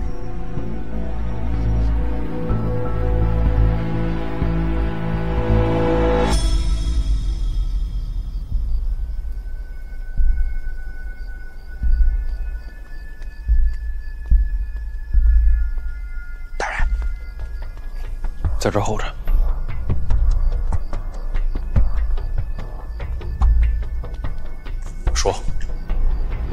按照之前所说，一炷香的时间，我引开洪思祥，你进宫拿钥匙。等等，怎么？你最好别让人看出端倪。我这身衣服和剑，都是从东夷城使团里偷的。云之兰，京都九品高手，就这么几个。我就是想让他们知道，潜入后宫的是四顾剑首徒。原来你都想好了。当年和小姐在一起的时候，经常干这种事，我已经习惯了。你自己要小心，燕小乙的剑，你未必挡得住。后宫那么大，未必遇得上。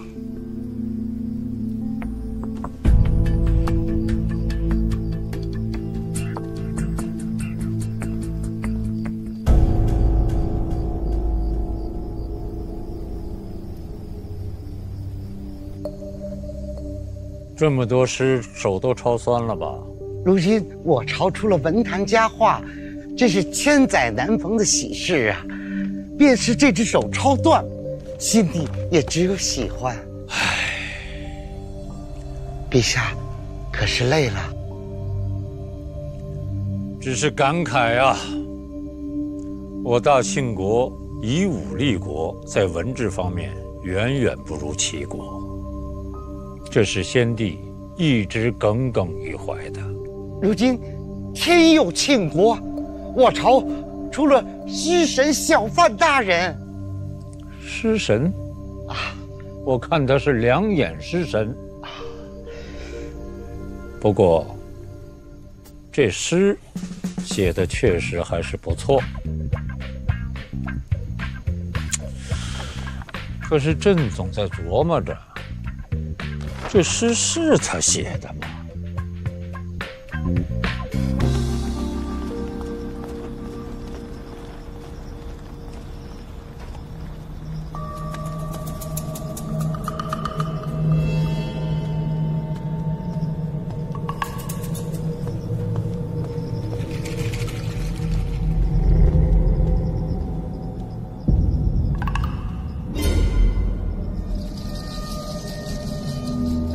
您是哪位呀？抱歉，误会，走错了路。走错路走到皇宫来，阁下只怕是天下第一人。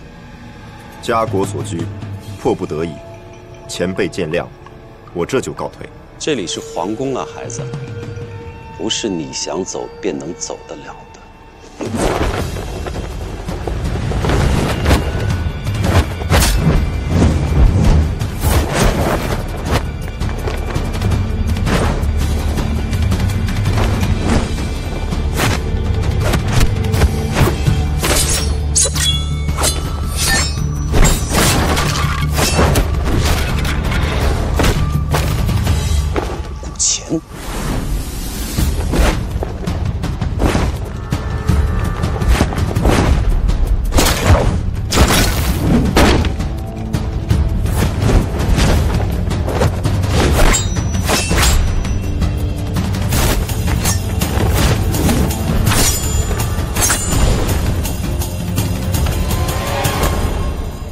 后，你是四顾剑门下。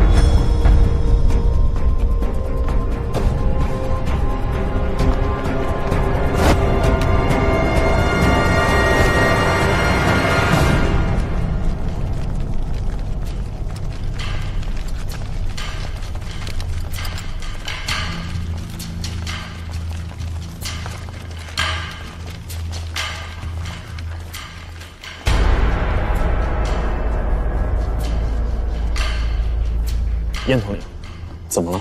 你们方才听到什么没有？没有。取我弓来。是。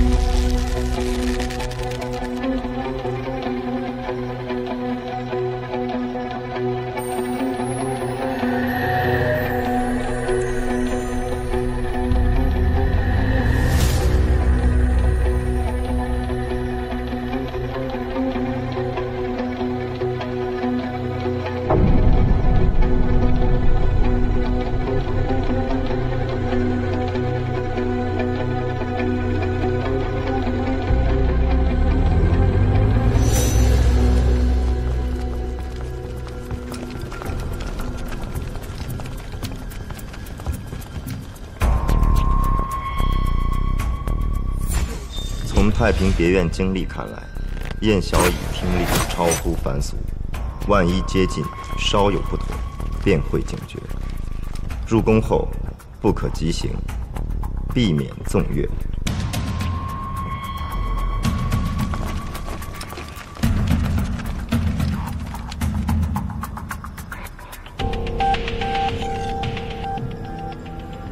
燕统领，可有不妥？并无异常声响。宫里贵人养了狸猫，都胖得出奇。或许刚才响动是因此而起。你们继续巡视。是。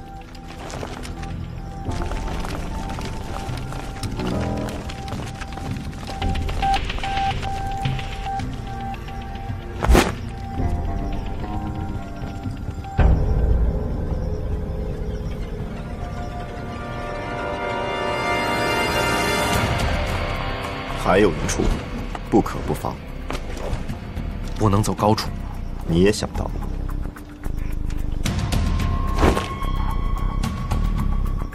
抛去听力不谈，燕小乙是剑手，剑手最要命处总是眼睛。若攀高而行，虽是深夜，却未必逃得过他的双眼。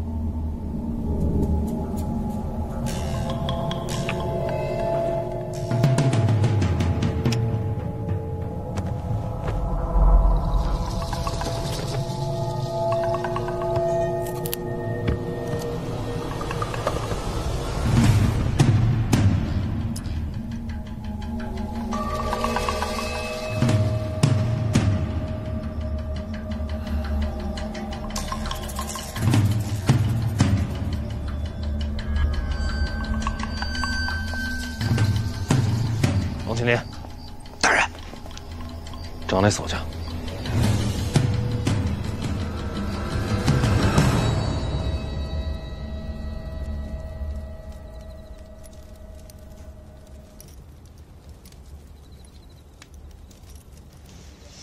就这把钥匙啊，复制一把。这不是钥匙啊，世上没有这样的钥匙，也没有这样的锁呀。被骗了。你别管它是什么，能做吗？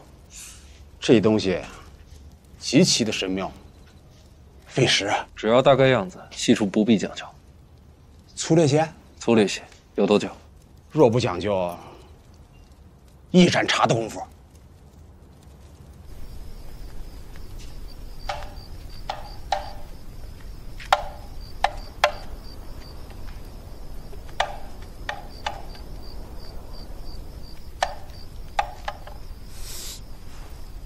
稍等一下，内姐，哎，去吧。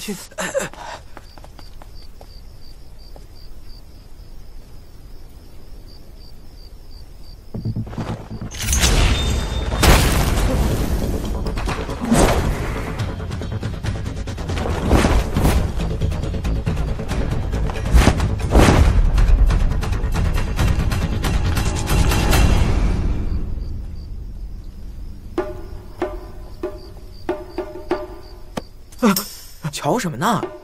我跟你说，刚才有个怪人从这儿嗖唰砸在地上，然后踩着雨伞嗖就飞走了。然后还有个老太监从空中嗖一下就过去了，嗖一下过去了。啊，你看地砖都碎了。这个是赝品，这个是真品。多谢。谁说它是钥匙啊？用它开什么锁呀？别问这么多。是。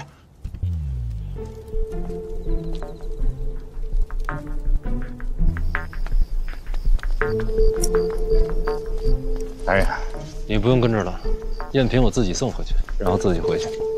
好，大人，这算是绝密吧？我信得过你。我是说，锁匠怎么办？你想说什么？大人，要不要除掉他？只是做把钥匙，何以至此？重金酬谢，连夜送出京都。这段时间让他别回来。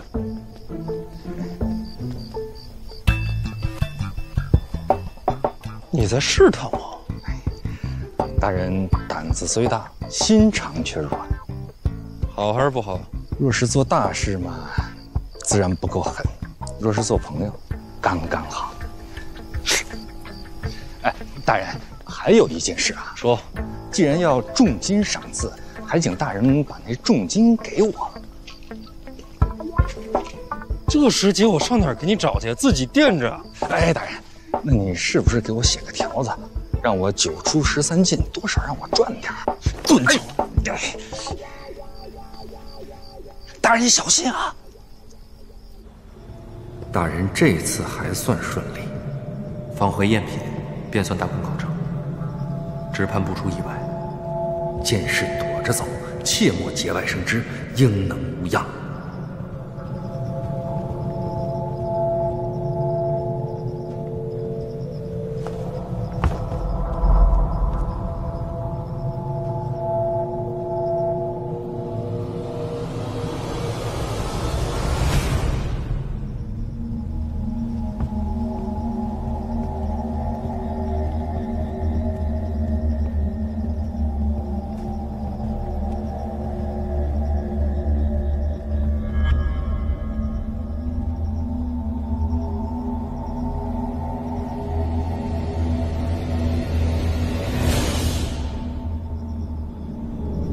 长公主在里边等你。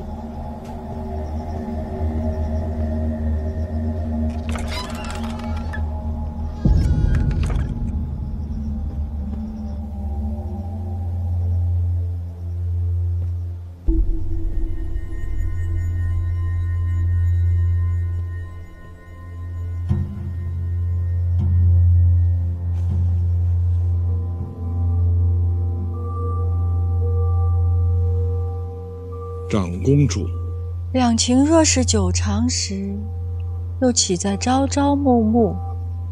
写情至此，叫人心伤。坐。宴席上范闲的诗，我叫人抄录了一些过来，现在看仍然是首首妙绝。先生觉着呢？是的，好诗。叹为观止。莫非这世上真有仙界之说？仙界之说虚无缥缈，我倒认为这些诗是范公子亲自写的。一气呵成，上百家具，这岂是凡人所能？难道他真的是仙人折凡吗？如果是仙人临凡，那他是诗中之仙，就非范闲公子莫属了。我连夜叫先生来，是有话想问您。先生答应我在宴席上，要将范闲踩于脚底，让他身败名裂。敢问先生做到了吗？我今日构陷范闲，是赌上了我一生的清明。不过，输给这样的人，倒也心服口服。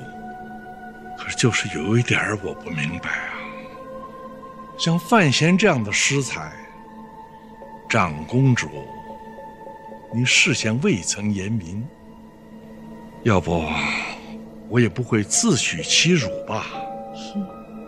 我也真是没想到，这孩子有如此惊人之举。这样也好。功败垂成，好在哪里？幸亏一夜之间写成天下百首之诗。若非如此，天下之人若是听了老夫那些话，都会以为他是抄袭了他人诗作的无耻之徒。他是无妨了，但是先生声名尽毁，那也总好过一生愧疚于心的。你是心安了，那我呢？我将严冰云卖给你们，换萧恩回北齐。哼，这天下有多少人知道，杀人无算的魔头萧恩，竟然是文坛大家庄莫寒的亲弟弟。我冒天下之大不韪，帮了你和你们北齐这么大一个忙，到头来就换得你一句心安。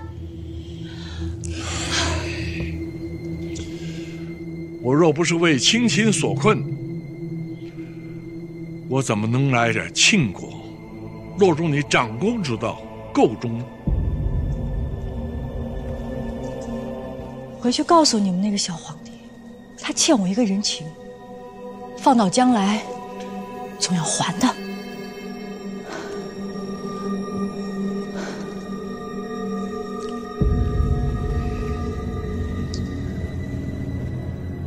我倒有一事想不明白，像范闲这样的人才，这样的年纪，他本应是庆国未来的栋梁之才，长公主为何非要除他而后快呢？甚至于出卖自己监察院的暗探。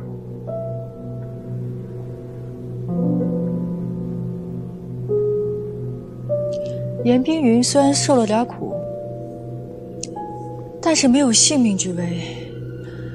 至于我为什么要如此这般对范闲，我就是想看他走投无路的样子。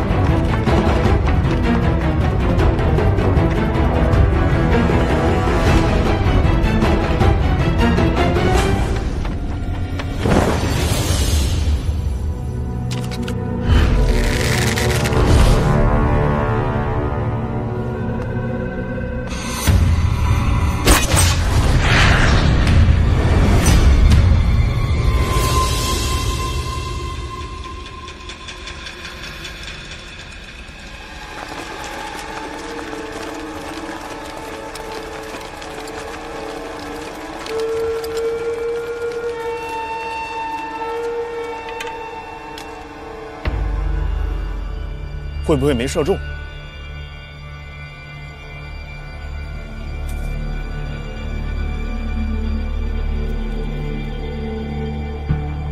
箭头已断，还有一些碎布块，肯定中了。